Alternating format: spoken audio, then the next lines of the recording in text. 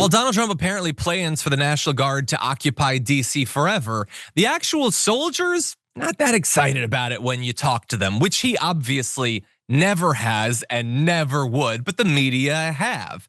And so one soldier, again, these are all gonna be anonymous, otherwise they'd be drummed out of the service, but this one soldier talked to CNN and said, "We haven't gotten critically low on morale, but we're falling fast." And they've only been there for a couple of weeks.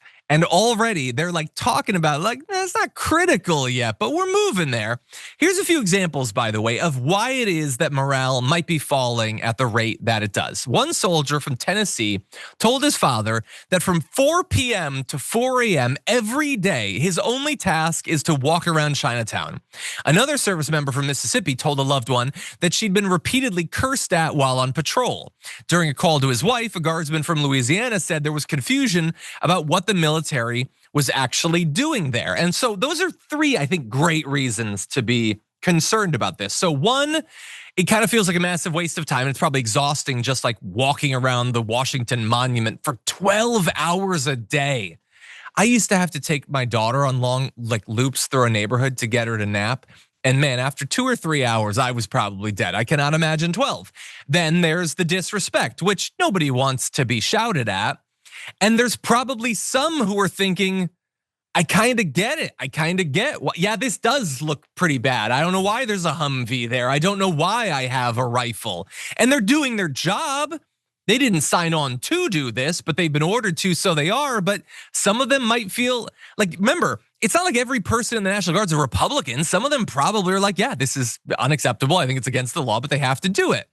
And then there's just confusion about what the point is, because many of them have seen the crime stats. They know that there's gaslighting going on about it. Some of them are being sent from their own states which suffer from higher rates of crime than these cities, and being sent all the way to DC on things that they know are it's just propaganda. So that's gotta bother them. And then like just endless time patrolling tourist destinations, literally picking up trash and raking leaves. I don't think that's why they signed up for the service, but that's what Donald Trump is having them do. And after a day or two, okay, maybe you do a day or two, but weeks of it, months, forever, they don't want to do this. And some of them have had to make very special accommodations because they're not supposed to be serving indefinitely. They have other lives, they have kids.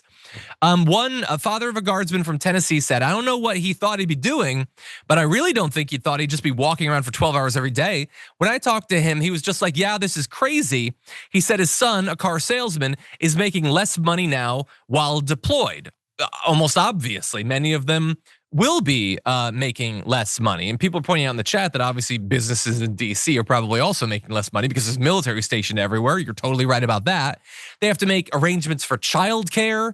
Their lives are utterly disrupted for reasons that don't make sense, I'm sure, to a lot of them. And by the way, it's very expensive. They say that the occupation of DC costs $1 million a day. I don't buy that for a single second, but even if that's all it was, that's very expensive. Expenses include an estimated $7 million in catered food for just 10 weeks, $5 million for laundry services, $5 million for a tent city, $600,000 in air conditioning rental, $500,000 for land mobile radios, and it goes on and on and on. And it's going to be more and more cities. It's going to stretch for months. It's going to stretch for years. We are bleeding America and its taxpayers dry for what? For a photo op? I don't know. Also, $1 million a day, $1 million a day to station thousands of troops in DC with all their equipment and everything. It costs like $3 million for Donald Trump to do a weekend trip to his own golf course. And you think it costs $1 million for thousands of soldiers in DC? Get the hell out of there with that nonsense. In any event, DC has sued the Trump administration over this deployment. It's possible that this is disconnected from the LA decision, but it feels to me suspiciously close to that decision. Maybe they see, because by the way, Mayor Bowser had seemed to be like relatively on board eventually, not initially, but like relatively in more recent days, but now is pushing back against it, saying it's illegal for them to be doing law enforcement in the way that they are. And they know that there's at least one judge that agrees. maybe this is inspiring them to push forward on that. And I think that they definitely should. This thing should be ended as soon as possible. And in particular, before they start invading other cities, which they're rapidly planning to do.